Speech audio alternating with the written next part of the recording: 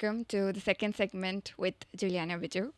So you worked in L'Oreal, you worked with Pilot, H&M, Zomato, all the big brands, and they're considered to be like stable jobs in our like society. And then you shifted to Rivago, which like it's a startup and more energy, more this thing. So how is that like the will to like change from a stable job to something which could go well, Yeah, which could not go? yeah, true.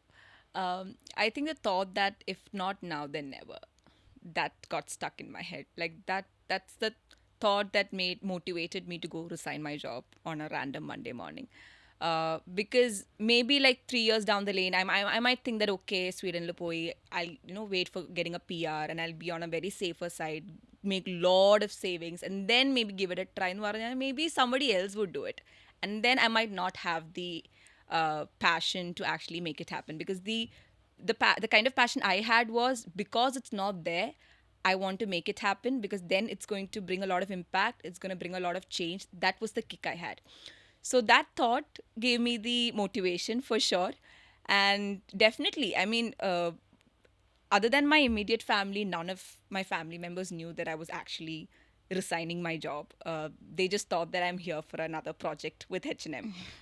Because answering to a lot of people drains so much energy of yours, and we live in a society, especially where women are not considered to take such risks.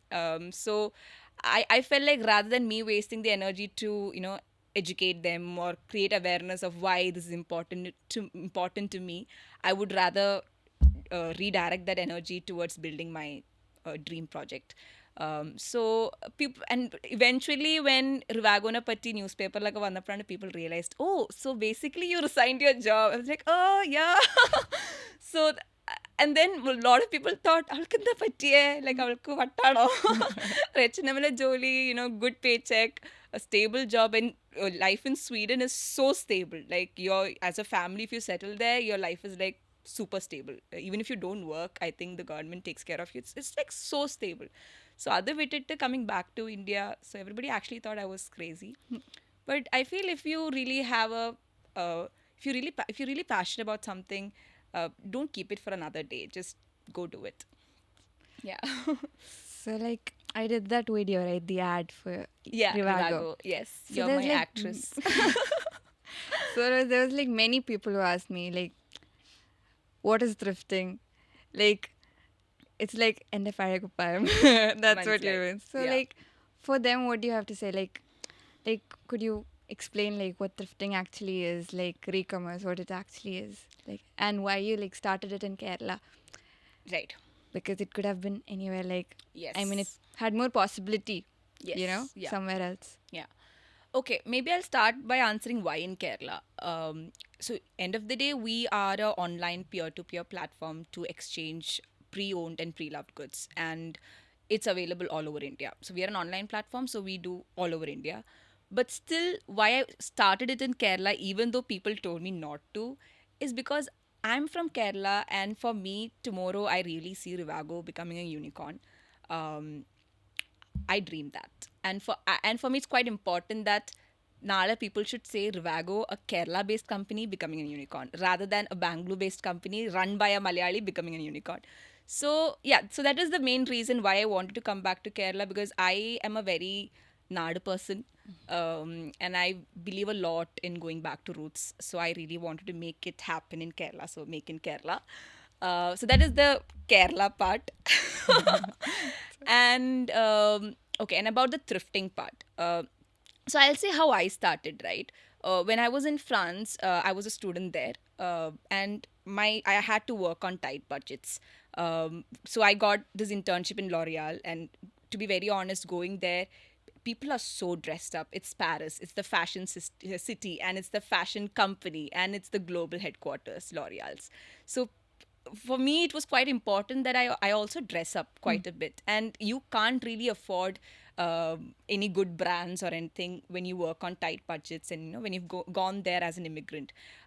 So that's when I actually found this platform called Vinted, which is a similar platform like Rivago where you get secondhand products. And I found the Zara pants worth rupees like 5,000, 3,000 for like 300 rupees, so like €3, €2 or something.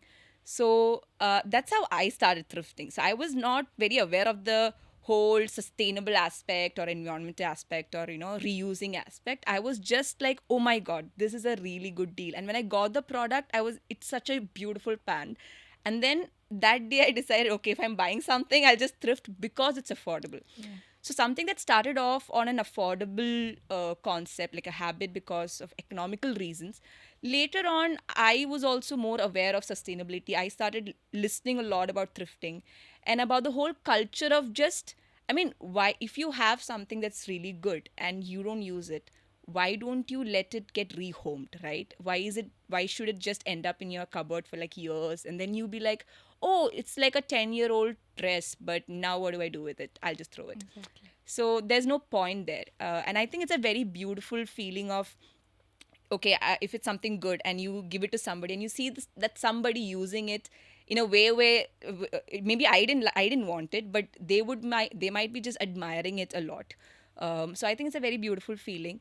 And at the same time, with what's happening, with the climate change and what's happening around us, it's quite evident that reusing, shifting to sustainable practices is kind of the need of the hour. It's not anymore an option for us, I would say, because we don't have a planet B. People കുറെ പേര് അതിനെപ്പറ്റി ഇങ്ങനെ പറയുന്നുണ്ട്, but what actions are we really taking? Yeah. Though I worked with H&M, being a fast fashion company, fast fashion, consumerism, lifestyle, consumerism, all of this is contributing so much towards the carbon footprints, the global carbon footprints, about 10%. And if one of us just decide, or like if we decide, okay, from today I'll just start reusing things and I'll stop consuming too much, I'll start consuming less, that will bring a huge impact. So yeah, I feel thrifting is more, it's not just about oh ende pare kupayam. It's more of a culture, it's more of a practice. It's a good feeling and it's an emotion, but at the same time it's kind of the need, I would say. Yeah.